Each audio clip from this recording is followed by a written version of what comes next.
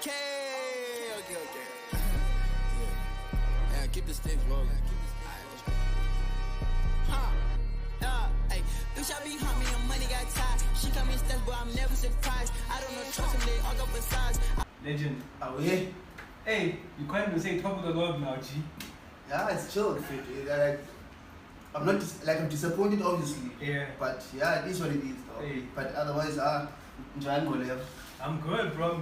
Like, football-wise, I'm good. I guess everything else, I'm good. But before we start the show, we'd like to say R.I.P. to the Super Mega himself. Yeah. Rest in peace, my dog. I was a big man and a fan, so hey, we hard sore, but hey, life's gotta go on. Yeah, dog. Somehow life has gotta go on. But yeah, legend, bro. Like, football is football, bro. What's been happening in the Premier League? I saw, well, we recorded 2 weeks ago, right? It was a bye for us last week, and there were 2 sackings. Your favorite manager, Jesse Marsh, and Nathan Jones. Yeah, Southampton. What do you make of the sacking of Jesse Marsh? Fair to that, it's confusing, though. Like, how can you support a manager in the transfer window? Buy all the players that he needs, all the players that he knows, and American players. Yeah, and then a week after that, you sack him. Like, it doesn't make sense. Just stick with the guy, let him do what he does best, and then see where you end up. Yeah, well, unless you can see maybe the last 10 games of the season, struggling now. It doesn't make sense. There's money wasted now. You're getting someone new, and then maybe those aren't his players. Yeah, because you might find that maybe in the next window, the guy will say, hey, I don't like these players, you know? I want to sell them, you know, because maybe they don't fit with the style like you said. And Nathan Jones, bro, what did you make of that style? For me, that was coming fit. Like, they hired a guy, they took the guy from like League One or something. Luton was Championship, yeah. Oh yeah, Championship. But it might as well be League One. I thought for me, like, they were just preparing to go down. I think that's why they hired the guy, but then they sacked him. Why fire him then? Exactly. It doesn't make sense from the first point, but I'm told, I'm tired from Luton. Well, that's honestly telling the players, okay, now it might go down. So this guy can bring us up again. If you're trying to survive relegation, go get someone who's tried and tested for them. Yeah, but obviously they will never get Sean Dyche. They're too small of a club, if I can say so. I feel like Sean Dyche is past the level of Southampton now. True. So I don't know who they would have got, because Sam Allardyce is not a Southampton type of manager. But yeah, for me, I think Southampton will go down. Also, like, bro, like, when was we seen a Premier League team hire a manager from the Championship? We never really haven't seen it in a long time. Yeah. So from their side, their board side, you know, whoever's hiring people there, bad choices, bro. They sent out a wrong message to the fans, bro, and to the players. And you see this week they said Jesse Marsh was close to joining Leeds, but then Southampton. Southampton, but it was the link to the contract. That would have been the perfect appointment. That's such a Southampton like appointment. It would have been perfect after Hussein as well. Bro. Yeah, like, and both Red Bull products. Yeah, bro. But I think Southampton fumbled here. No, I think they're going down, Southampton. Yeah, they're going down. Yes, I think they're going down. I feel like with not getting Jesse Marsh, they fumbled. Because I feel like with Jesse Marsh, okay, maybe prepare for relegation. New manager bounce. Maybe you can get like 39 points. They go down and then give Jesse Marsh all the support that he needs. Let him bring the team up again. Because when you look at the bottom, bro, like it's not set who might go down really, bro. You know? Because when you look at Bournemouth this last week, they drew against Newcastle. Nottingham Forest is getting results now. West Ham's picking up. Everton beat you guys, but then they lost again. So it's not really set now, bro. So it's all about for those two clubs, bro. So whoever you hire now is very important, because if you get it wrong, you're going down. And I don't want to see, as much as these are rivals, I don't want to see them go down. Yeah, I feel like it would start having Leeds go down after like 2 seasons. 2 seasons, isn't it? Yeah, 2 seasons. Yeah, bro, and they've waited so many years to come back up. And they've got some of those, what do you call those pressing borders, you know, they press one way. Yeah, they run the whole game, bro. But I still think they need to hire someone ASAP. They have to. They can't stick with this guy they have now. They have to find someone, because the players that they have, those are big players for like a team like Leeds. Kenny, Rodrigo, Bamford, those are big players fit. And once they see about okay, there's time to go, they'll go fit. Time to go. But legend enough at the bottom, you know, and the sackings, bro. What are you? Also, bro, what's been happening in this week and the past week is this takeover thing. I'm seeing now, okay, Liverpool's one kind of died down because they have to wait for us to get bought, and then the rest of the buyers will buy them. Basically. Spurs now in the mix, bro. Spurs. Like, how do you feel about them? Feel Spurs. Obviously, with my allegiance to Nazi, the Gunners, the Gunners. Spurs, like. Okay, let me say this. Let me take off my Arsenal hat for a minute. I like that. Let me take off my Arsenal hat. A perfect club to buy. True. Yeah, bro. New stadium, decent players, good facilities at the training ground. Yeah, bro. Good academy, if I can put it that way. They have Harry Kane. Yeah, bro. So it's a perfect time to come in for Spurs and buy Spurs and invest in Spurs. Yeah, bro. Like also, it's the perfect and club. And also they're in the capital of the country, you know? Exactly. They London for all the players will want to come to London. And obviously with the new stadium now, players will see about project. This is a project, it's a project I can join, bro. But then obviously it's Arsenal fans. I don't want it to happen, but to be honest, I don't care about Spurs, man. You know what, bro? I just think these new owners coming in, bro, like spending the amount that they do, as we've seen with Chelsea, Newcastle. Even Villa, because Villa also got bought like a couple of years ago. Yeah. It's good for the league, bro. Like we always say, bro, we are the Super League, bro. Yeah, bro. Premier League's a real Super League, bro. Like way back years ago. Like obviously, I have a soft spot for Everton and West Ham. I feel like those are big clubs. I always told like schools, if ever like I was a billionaire fit and I wanted to buy a club, I would look at West Ham, Everton, Spurs fit. And with those three clubs, like they have huge. Newcastle, but it was before they got this new buildings. Those clubs are big clubs with a rich history fit. Like sleeping giants, if we call them that. So I guess it's good for the Premier League. It's more like a challenge for the likes of City and the Chelsea's. Now both with Chelsea, Chelsea, even you guys, exactly. In Chelsea, they open the floodgates. Oh, you mean getting bored? I'm getting bored by these, the new owners, these oil companies and But about Chelsea, they open the floodgates for everyone. So you mean with the Abramovich, eh? Yeah. So fair to. We'll see what happens. Just on my side for United, because apparently the bids are coming in tomorrow. I just hope it's Qatar, because I don't want anyone else. So you no longer like dissing City with all the oil money. I'm wondering, where's City? I don't know what country they are, but it's gonna be that country versus our country now. Qatar. It's Abu Dhabi, ne? Yeah, Abu Dhabi is versus Qatar, and they're saying that they want to promote Qatar to the world. So more likely than not, you will find United being sponsored by Qatar or Airways or stuff like that. Just like PSG. Also want to redevelop the city. Hey, Doug, I'm tired of the Glazers, man. You heard me cry for like episodes. I'm not going to speak out about that. But let's get into the football legend. Last night, biggest game of the season at the Emirates. City 3, Arsenal 1. Yeah. First off, was yours, I would say. I think everyone will agree on that. First off, was yours. You conceded the first goal, mistake from Tomiyasu. Excuse me. And then City came. Obviously City came back and scored a penalty. But like second half, bro, I don't know, but it just looked like, I don't want to say Arsenal were tired, but it just looked like you guys ran out of ideas. But I think maybe it's because you guys played so hard in the first half, right? With the pressing and stuff like that. That second half, City just did their thing, bro. Fair to be honest, I don't. Okay, obviously first half, it was our half.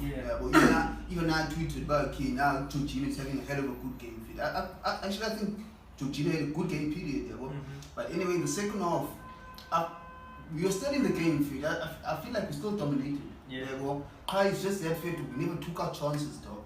And we never actually gave Man City like clear-cut chances. True. The way we lost the game, we lost it ourselves. We only have ourselves to blame. Because your manager did say that he can pinpoint where the errors that exactly like he even said it was the first time he saw Tomiyasu make that kind of pass in 7 years. And he did that for the first time after 7 years. Scouting system. So I feel like we shot ourselves in the foot and we can't do that against a team like City. Yeah, we will still have Haaland, Yeah, go Grealish and then fit. Because if you check, even the first goal he gave them. Second goal, bro, Arsenal are losing the shooting, bro. Like, fuck it. Because like Shaka, there was a chance that Shaka shot that ball. I don't know. Yeah, no, that's the chance I'm thinking about. Like Shaka just put it, bro. Normally Shaka would take a shot. It was on his left foot, dog. Only against the game. Normally, if it was the hair, he would have shot long time ago. But I don't know. I was screaming. Like, fuck it. If you're not gonna shoot, just pass the ball because there are two options. There was Walker here, then Martinelli on that side, and then there was I think Odegaard or Nketiah. If you're not going to shoot fair to pass the ball to Martinelli, let him cross the ball in or whatever. Yeah. Or play Nketiah or Odegaard in. You the guy decided to delay until he got tackled. Before I shout out Man City, I want to speak about the officiating as well. Yeah. That penalty, Ederson was already on a yellow card, right? Yeah. I'm not going to debate the penalty because it's a penalty. Soft one, but it's a penalty. It's a penalty, yeah. My question is, why not give a second yellow then? Exactly, dog. Because I really don't understand. Because think about the protection that goalkeepers get if they boxing. When you touch a goalkeeper, it's done. They blow the whistle, the free kick for the goalkeeper. Yeah? Well, if a goalkeeper leaves his area or like the pole section and he goes and tackle a player, for him there's no more protection because now you clearly a defender now. Yeah. Because imagine the defender did that and he was on a yellow card. You would have got a second yellow and a red card. Yeah? Because clearly Ederson, when he came towards Nketiah, he wasn't trying to block with his hands. If you check, his hands was on his side and he collected into Nketiah. Yeah, also my next point was also just City's tactical fouls, bro. Like they are on point, bro. But they also like it because like on a normal game, maybe a different team, different occasion, different type of match. It's double yellow for certain players, you know. You know what pisses me off, Fit? Like it's not even about the game, Fit. Like you rival fans, you guys piss me off so much, Fit. But before you speak about rival fans, Arteta, stop being clustered, bro. What you did to De Bruyne wasn't nice, bro. Like, that thing, Laweka? Yeah, I guess come on. Every manager does that, Fit. This is where I'm going.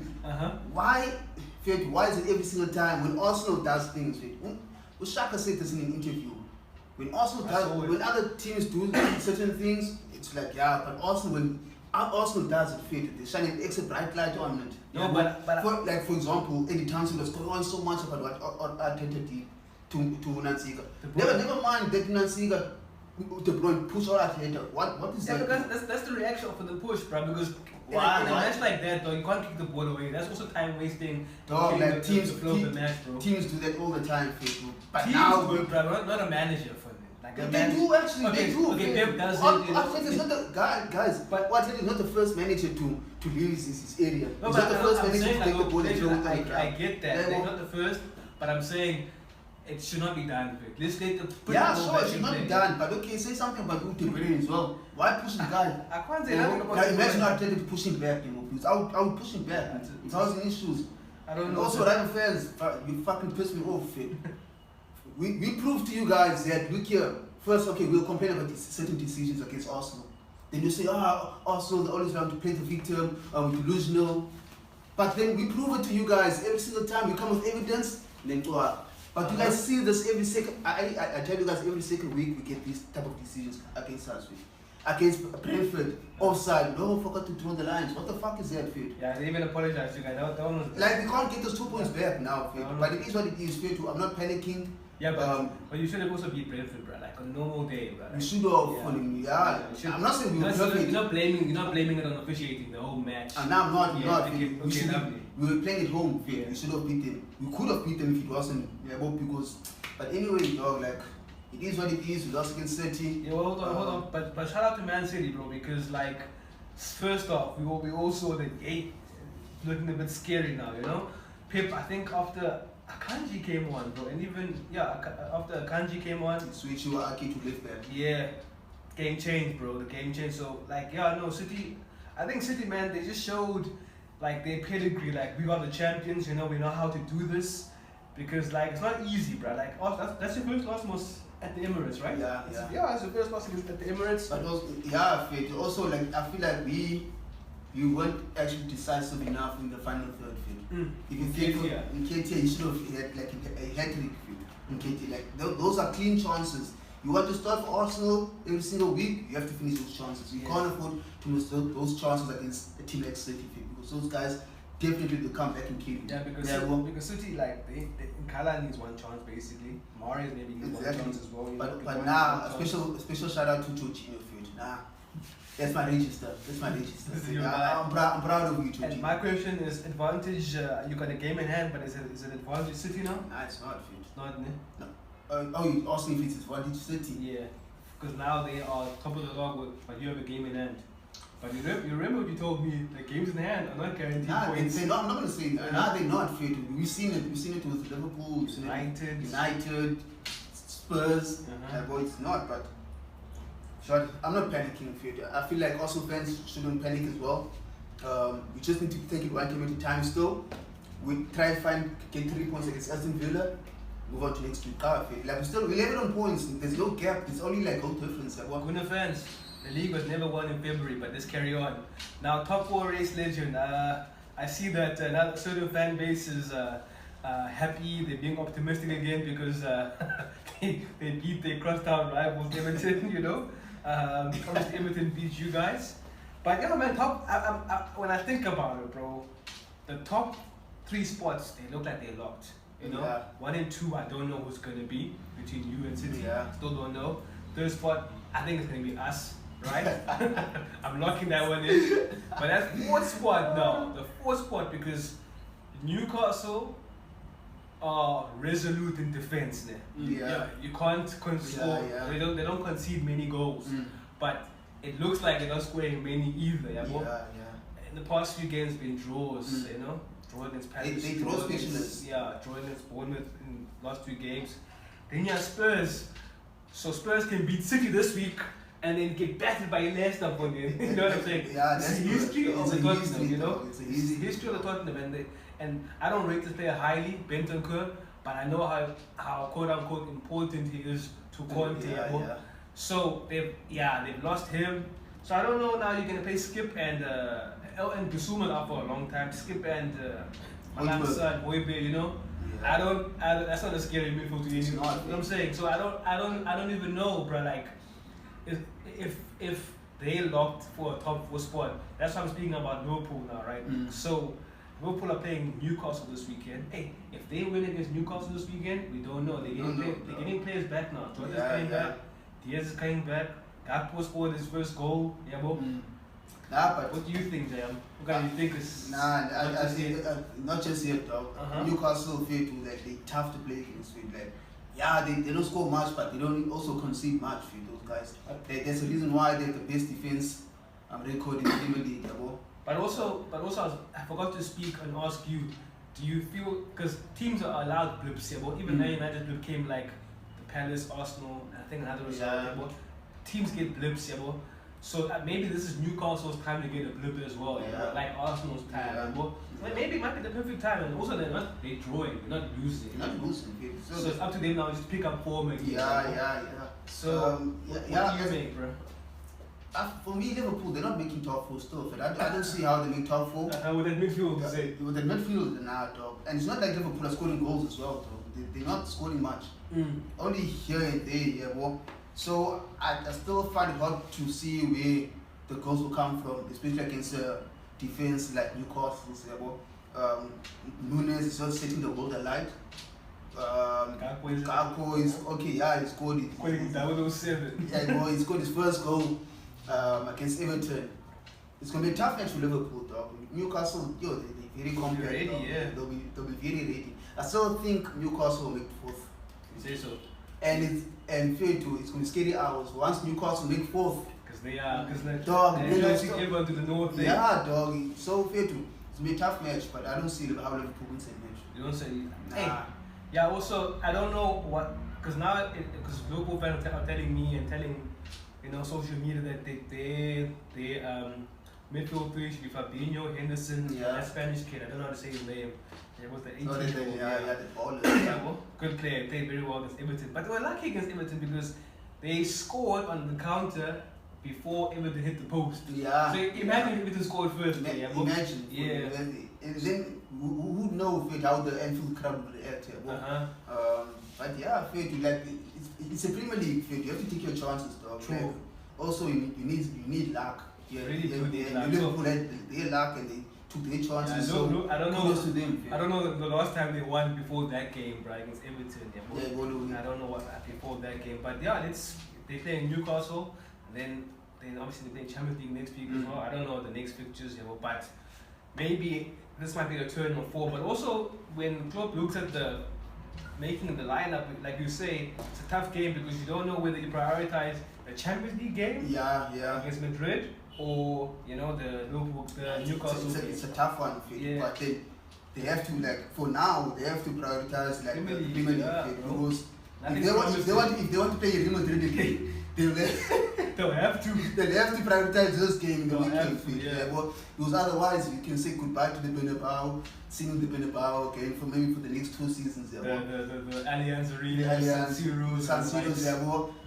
So they have to put all their eggs in the basket for this match and then see what you can do against Madrid. And also, bro, just if you look at that game against Newcastle, you already know it's Bruno Guimaraes, it's Willock, and then John Linton, maybe Longstaff.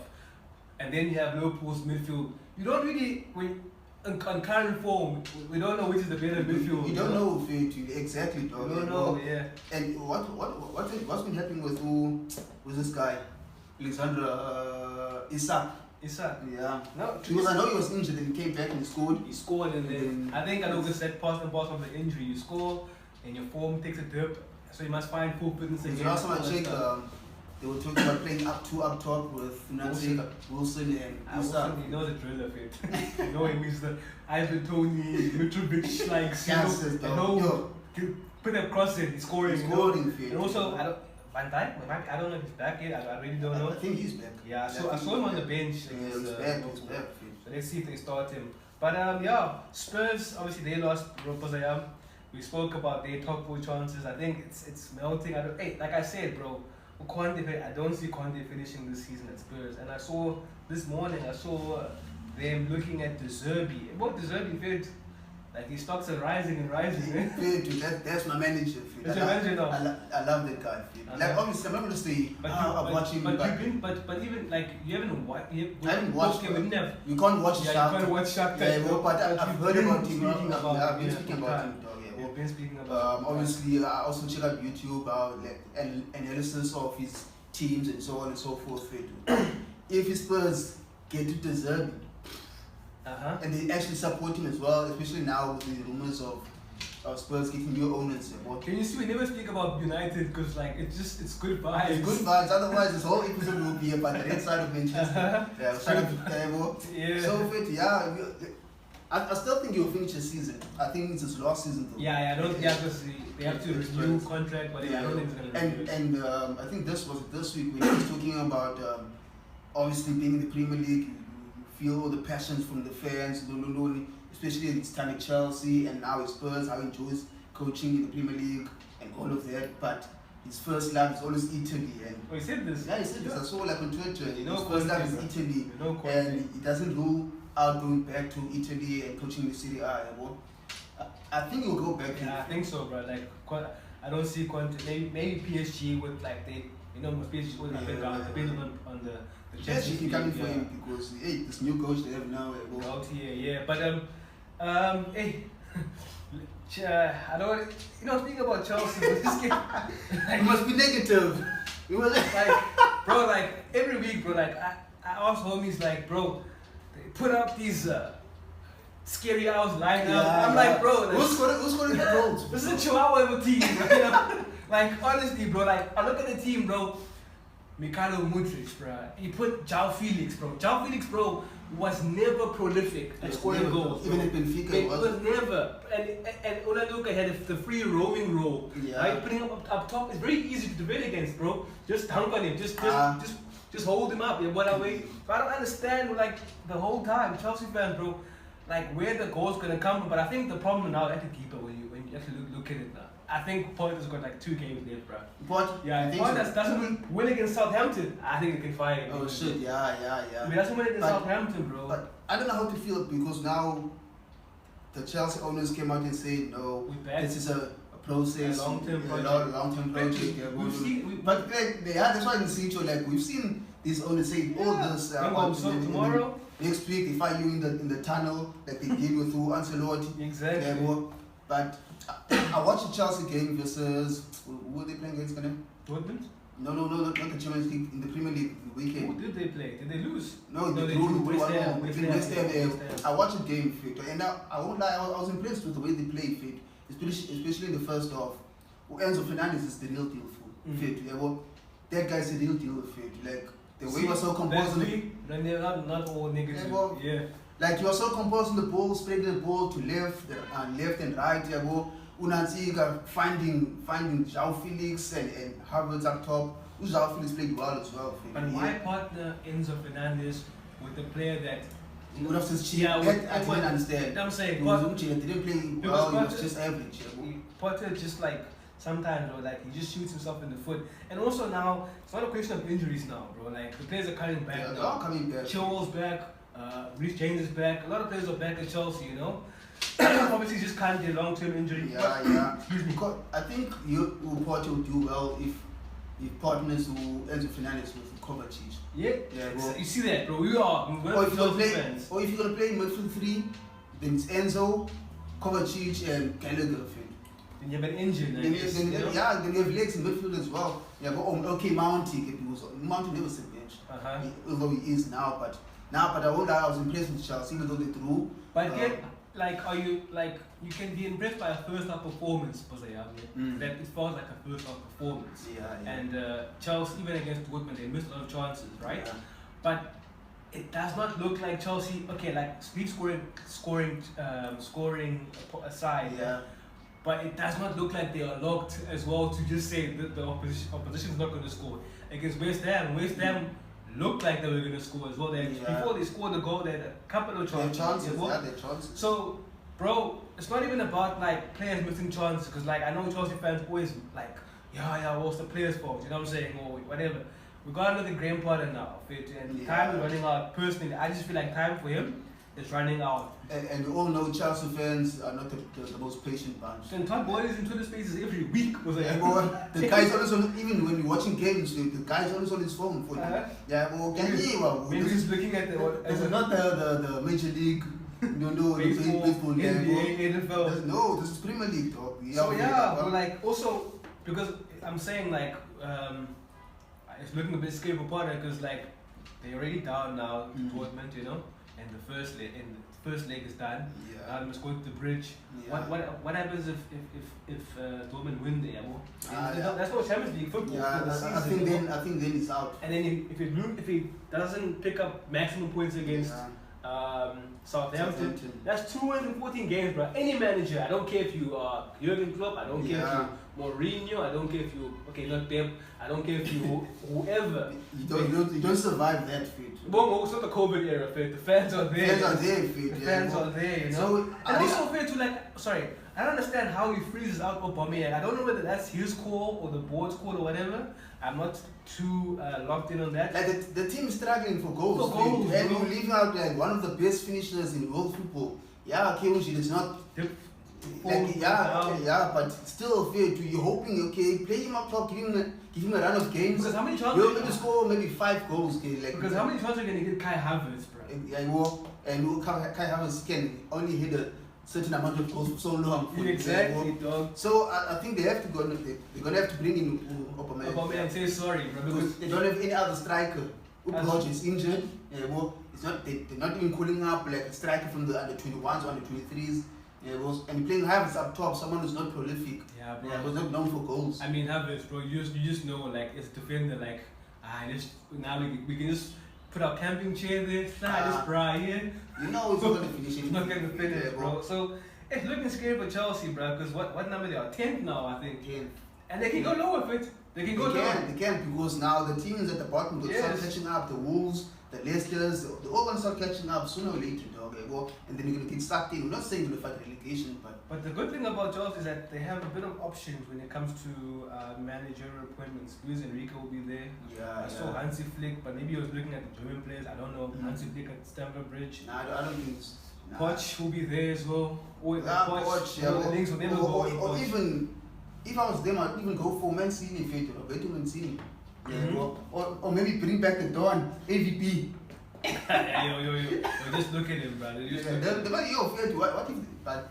But I feel bad for Chelsea fans, bro. Just because, like, bro, it's not nice seeing a team. Like, I don't. Fuck those guys. I enjoyed every single moment of it. And I hope they suffer even more. They deserve it. I don't care about Chelsea. Champions League came back. PSG lost to Bayern 1-0. Dortmund obviously beat Chelsea 1-0 as well. Benfica beat Club Brugge 2-0. And you know the manager of Club Brugge, Scott Parker, funding. Yeah, I saw that. Like from the trenches. I saw when it happened. That was like one of the most random moments ever. Like, shout out to him though. But yeah, I feel to be like his squad is working overtime and his agent is working overtime. Milan beat Spurs as well, 1-0. So, and then obviously the next fixtures are next week, the Madrid and Liverpool. When are you guys playing the playoff? It's tonight, bro. Tonight, yeah. Heritage versus Heritage. Against Barcelona. Yeah, Xavi versus Ten Hag. You know, Barcelona, respect those. You've kind of changed our opinions a little bit. Yeah, well, first in the log, I think 8 points clear. 8 points or 5 points clear. Yeah. I think that things are going well there. Talking about United, like, how do you feel about Sabitzer so far? Like, how has he played? Are you impressed with the way he's played? He started his obviously it's been like 2 or 3 games. 2 games. But I just saw a nice quote saying that he'll be available for £20 million. At the end. Yeah, at the end. About for end of the season. Yeah. Because Bayern want to buy and bring in new players and sell him. Also give Gravenberch a chance. Yeah. I think it'll be a good addition if it, like, but not like. Obviously, you can't say that he will be a squad player. If he plays well, then he becomes first team player. Understand? So I think he gives options. Also in the game against Leeds, both games that I saw, played very well. Played very. The second game more played very very well because we adjusted our mistakes. So I think it'll be good to see him in the Premier League. Even if he doesn't come to the United, it'll be good to see him in the Premier League. Yeah. You know, because he's a Premier League player. Yeah, he is fit. I think he'll be at United next season. That's if he impresses with Ten Hag. I think he will. I think he'll stay in United if he impresses. And to play like Sabitzer for £20 million, in this era. What do you make about us, like when you see our results and just see Ten Hag, like against Leeds, 8 minutes. I thought normally I would think maybe a couple of seasons back by Aitro. But Ten Hag, he just seems like we're relentless, bro. Even when we're 2-0 down against Leeds in the other week. I think it just seems like we have a spread now. You know. I think obviously I'm a big fan of Ten Hag. I think you guys have done well so far. Ever since he came in, you're winning the games that you're supposed to win, and the games that you're supposed to lose, you're at least drawing them. You're turning the draws into wins and the defeats into draws. I like that. So to love and impress, and especially him bringing Upini in to as some type of attacking coach or any striker coach. That was a good piece of business, and it's paying off through Rashford. Now I just need the other attackers to help him out. He mustn't carry the burden himself. He can't do that alone because once you stop with Rashford, your attack is dead. But also shout out to who's this Sancho, good to see him back playing. I like that, bro. Good to see him back. Because players are humans. They are humans, dog. And I'm glad that Ten Hag saw the human side of things to give Sancho like a break, like let him go on holiday, call himself, as Filumjita, go through whatever you have to go through, then come back and do what you have to do and score goals. And he scored a goal in his first game back, and I think that will be like a big confidence booster for him. I like Ten Hag, bro. Ten Hag, bro, he's like your type of manager. So it's like where there's a player we know him as a winger or whatever, or like right midfielder, but it's like to him, bro, if we're there, Bomba, it's a chance for you to come in centrally. You go in centrally because he's speaking about Sancho playing inside now. That's what we saw from Sancho at Dortmund, where Sancho he was starting on the right hand side, but was always moving around. Inside, you know what I'm saying? He had some type of free role. Yeah, free role. And you know who Ten Hag reminds me of it? Of who? Van Gaal. Van Gaal? Yeah, now seriously, it gives me a Van Gaal like vibe about him, about the way he does things, like he's so... Like, my way or the highway. Yeah, I like that. The highway, dog. Because a lot of Man United managers in the past have been killed by players, fit. Yeah, bro? Been killed by players. So, shout out to Ten Hag. Also, fit too. I'm gonna say this, fit. United are in the title race, dog. You're saying it, bro? Yeah, 5 points, dog. I'm quiet, bro. I'm quiet. Like, fair to let's be real. Okay. Because you guys, like, listen. But okay. You guys have played the same amount of games as City. And you're only 5 points behind. Yeah, well, okay, we can still maybe win the game in hand, but that's not guaranteed. Yeah, well. So I think now, like, 3 teams in the title race. I think everyone in Carrington is quietly like, hey guys, let's see what's going on. But I'm looking at the table, though. I'm looking at the table. Let's look at the fixtures for this week. I know you guys are playing Emery. Again, feel to like a lunchtime game. We don't do well in lunchtime games, but then Emery at Villa Park, yes, it's a very tricky game. Feel like Western Hook, like considering how different form. But I'm confident, Fit. I'm confident we'll get a result. We'll definitely get 3 points, I'd say. But it won't be an easy game. I think it'll be a scrappy game. Fit. City are playing Nottingham Forest at Nottingham. Blitz. Easy win for City. I think they'll have too much for Nottingham Forest. A hat-trick for Haaland. I like Nottingham Forest, but like you vibe. No, it's just vibes, like Lingard. You already know. It's top. And signing all these players. It's top there, you know. But and then there's a Liverpool versus Newcastle at St. James's Park. Yeah, classic Premier League. Is that the game of the week? Because there's also Spurs and West Ham. For me, I think it is. I think Newcastle Liverpool, because since it's a classic Premier League fixture, we all know that the fixture has goals in it, and going way back to Keegan, is it Mike Keegan? Kevin Keegan. Kevin Keegan, Keegan. Going back to Kevin Keegan days, it'll be a scrappy game. I think it'll like. Yeah, and also like there's a lot of players of the Newcastle have that can get into Liverpool's team now. You know? It's not like not like those games where Liverpool just go there and win. Yeah. And then we're playing Leicester. Let's see because Leicester beat. You never know with Leicester. Yeah, I'm a bit nervous. And then then Southampton versus our best friends Chelsea. They both need points. They both need points. Whoever gets 3 points up, it will be a confidence boost. We'll get you 40 points to survive relegation. Yeah. But I won't lie, but I'm looking like, obviously as an Arsenal fan, I'm looking forward to our game. I think the sooner we can get back into the swing of things, I think the better for us. Yeah, shout out to the Fulhams and the Brightons. They're not leaving those spots, eh? They're not. They're not. Europa League, they're not fit. I think they're doing quite well because I had Fulham. Do you see Williams go? Yeah, I saw it fit. Honestly, William has I even think Williams can start for Liverpool and Chelsea. Right now, You can fit. Even for Chelsea, striking for this. You get what I mean? But now shout out to Fulham and Brighton. Fit. I think some of the players might be. Also, handpicked from. So it's time, just the jig is up now. I keep saying this, but I think it's time for Palace to let go of Paddy V. Like I also think so. Like Paddy Maniga, I love you. You're a legend.